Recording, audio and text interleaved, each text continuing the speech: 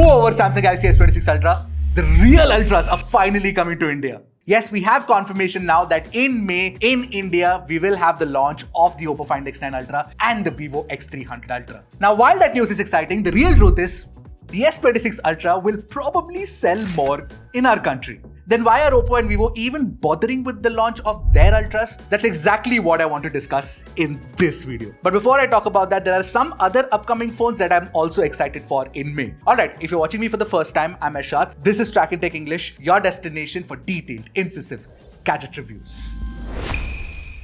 Now, before I get to the Ultras, let's talk about OnePlus first. All the rumors about OnePlus shutting down in India seems to be unfounded, primarily because OnePlus launched the Nord 6 to great success according to the company, and they've also gone back to an online-only model, which means that they can give you better pricing, considering pricing is the most important, sticking point right now in the smartphone industry. Also because OnePlus is still offering that lifetime warranty on green line issues, and they are also working with Oppo to increase their service network in India. So it's not entirely bad news as most people were making out to be, and close on the heels of the success of the Nord 6, we have the Nord CE6 and CE6 Lite news already coming in. Now, both the Nord CE6 and the CE6 Lite, we expect it to be priced under 30,000 rupees. Now, with the Nord CE6, what has been confirmed is that you will actually get the Snapdragon 7S Gen 4 chipset. Now, compare that to the MediaTek Dimensity 8350 Extreme that we got with the Nord CE5. The CE6's Snapdragon 7S Gen 4 is underpowered, but it is still very gaming focused because it will have a lot of the gaming DNA that OnePlus introduced with the OnePlus 15 series and with the Nord 6 as well. And more importantly, like most OnePlus phones in 2026, it will come with a very large battery and 8000 mAh battery. So even if it is a Snapdragon 7S Gen 4, the fact that it's going to be performance focused is very interesting to me. Also, it will have an OLED display with 1.5K resolution and 144Hz refresh rate too, with certain games supporting 144 FPS gameplay as well. And just like all the phones that OnePlus has launched in 2026, it will also come with IP69K rating. But the one thing that we don't know about the Nord CE6 for certain yet is what camera setup it will bring. However, rumors suggest that a 50MP primary camera and a 16MP selfie camera will stay, but whether there will be an ultra wide or not is something that time will tell. Anyway, the design of the phone has also been showcased, and it looks a lot like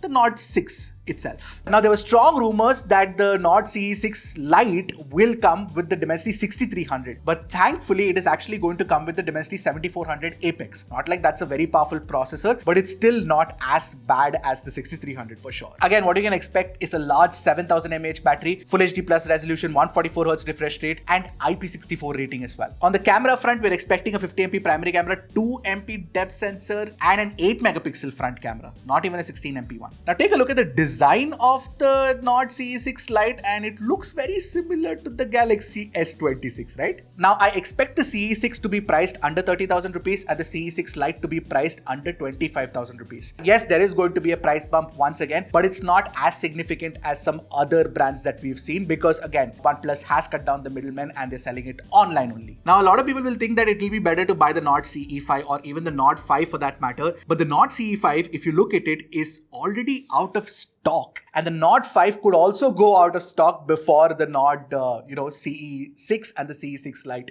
launch. So we'll have to wait and see how that turns out. Anyway, if you like the kind of information that we've been sharing, and if you haven't subscribed to our channel yet, go ahead, hit that subscribe button. Now, another phone that I'm really excited for and which is launching alongside the Ultra is the Vivo X300 FE. Now, of course, we've already seen this phone in China and it looks very similar to the iPhone Air's design. So it's going to be a very slim and compact flagship with a 6.31-inch LTPO display, Snapdragon 8 Gen 5, 6500 mAh battery, and of course, the focus is going to be on the cameras once again with a proper triple camera setup and Zeiss optics. And the interesting news around the X300 FE is that it will also come with an external lens attachment support. Now, considering that in the 50 to 60,000 price range, you have the Vivo X200T and the Vivo V70 Elite, and in the 70 to 80,000 price range, you have the base Vivo X300. I feel like the X300 FE will be slotted between the 60 to 70,000 price range. Now, compare that to the OnePlus 15R and the iQOO 15R, which already come with the 8 Gen 5 and are available for under 55,000 rupees. Do you think that the 60-70,000 rupee price range for the X300 FE will be worth it? I feel so, primarily because it will be a very well-balanced all-rounder compact flagship along with a proper triple camera camera setup, right? So it could make a lot of our recommendation lists when we recommend flagships. Anyway, we are definitely going to test it out in detail, so stay tuned for those videos. Alright, time to talk about the Ultras. And I want to start with the Vivo X300 Ultra. Now, I'll just get the basic specs out of the way. You'll get 6.82-inch 2K LTPO AMOLED display, Snapdragon 8 Elite Gen 5, up to 16 GB of RAM and up to 1 TB of storage. I don't know which variant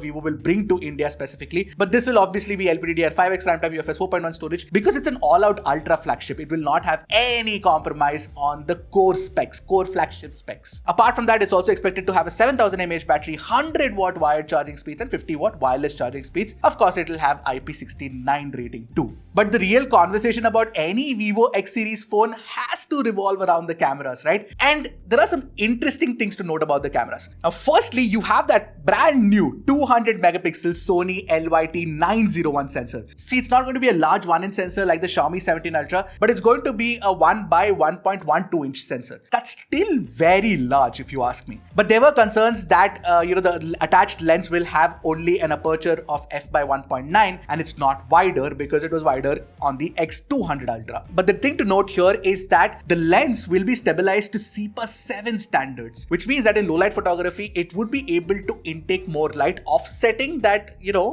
smaller aperture. So hopefully the outputs will be really good even in low light, but I'm here to test it out for you guys. So wait for it. Anyway, along with that 200 megapixel primary camera, you'll get a 200 megapixel Samsung ISOCELL HPB telephoto camera, a 50 megapixel ultra wide, the same as before. Now, of course, the telephoto camera has a reach of 3.7x by default, but you will get support for teleconverter modules. Now, these will attach to this camera, and there are two modules this time around, a 200mm one and a 400mm one, made in collaboration with Zeiss, of course. Now, when you look at the entire setup put together, it doesn't look like a phone anymore. It looks like a proper camera, but the kind of results that you can get with it should be really impressive. The zoom range is going to be extreme on this one. But you know what? Even when we checked out the phone at MWC, it was almost entirely focused on videography more than photography. Because this year around, Vivo was like, listen, iPhone has always been crowned as the video champ. Let's go ahead and try to tackle that head on. So essentially with the Vivo X300 Ultra, Vivo is going to have the option of 4K 120 FPS Dolby Vision recording from all the rear cameras, 4K 60 FPS Dolby Vision from the 50MP front camera, 10-bit log recording and a full pro mode with manual controls and even real-time LUT previews. The one thing that I'm really excited to test out is if the Vivo X300 Ultra can beat the iPhone 17 Pro Max in videography. Now let's talk about the Find X9 Ultra, which is also a very interesting phone. Now, up until last year with the Find X8 Ultra, what Oppo was trying to do was create a more balanced phone. Yes, it had ultra camera specs, but it wasn't really competing with the X200 Ultra. But this time around, the Find X9 Ultra seems to have proper ultra level camera specs and competing with the X300 Ultra, especially in the photography department, if not the videography department. Now, with the Find X9 Ultra, Oppo actually has 4 cameras with 2 periscope cameras, no less. So the primary will be the same 200MP LYT-901 that we saw with the X300 Ultra, and it will also have a 200 megapixel OmniVision sensor for a 3x zoom and another 50MP sensor for a 10x zoom. So with the Find X9 Ultra, we are getting a phone with a proper 10x periscope after the Galaxy S23 Ultra. And even compared to the S23 Ultra, the Find X9 Ultra sensor is supposed to be larger and more performant, of course. And obviously, you'll have a 50MP ultra wide and a 50MP selfie camera with autofocus too. Now, Oppo has been sharing a bunch of images online captured with the Find X9 Ultra, and all of them look very, very good. But some photos shared by my friend Alvin actually showcases that the low light performance might not be that great because it's doing some extra AI processing. Again, I'm really excited to test it out, so I'm going to test out this theory as well, if it actually does good low light photography or not. Now is the most important part of that discussion. Both these Ultra phones are not going to be affordable when it launches in India. They're going to be upwards of 1,20,000 and going up to 1,60,000 depending on the variants that are going to be available. Now, looking at these prices, do you think that people will actually buy a Find X9 Ultra or a Vivo X300 Ultra over a Samsung Galaxy S26 Ultra? I'm sure that the Galaxy S26 Ultra will sell more because it has been in the market for the longest time. It also has better brand value, all of that. Yes, but this is still a good move for Oppo and Vivo because this is exactly how they can establish themselves as leaders in smartphone hardware innovation. Because when Oppo, Vivo, and even Xiaomi to an extent make an ultra phone, they go all out, including the performance specs, the battery, and even of course the camera hardware. The Samsung, on the other hand, when it makes an ultra phone, now at least it's going towards making a more comfortable phone to hold, which is slim and light compared to most other ultra phones that we have in the market. Also, more importantly, it is trying to compete on the software experience and the software support that it will provide for 7 long years. And let's not forget AI experiences. But the whole point here is that if you're calling a phone an ultra phone, what is the direction that you as a consumer would like to take? Would you want an ultra phone that goes all out, is big, doesn't care about the size but gives you everything? Or would you consider an ultra phone which is a good mix of hardware but all put together, it's still a good phone? Which one would you like?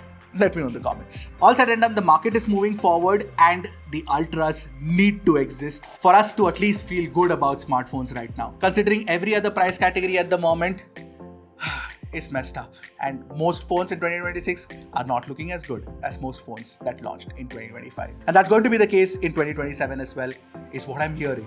I hope I'm wrong. What do you guys think? Let's discuss in the comments. I'll see you guys in the next one. Until then, keep tracking and stay safe.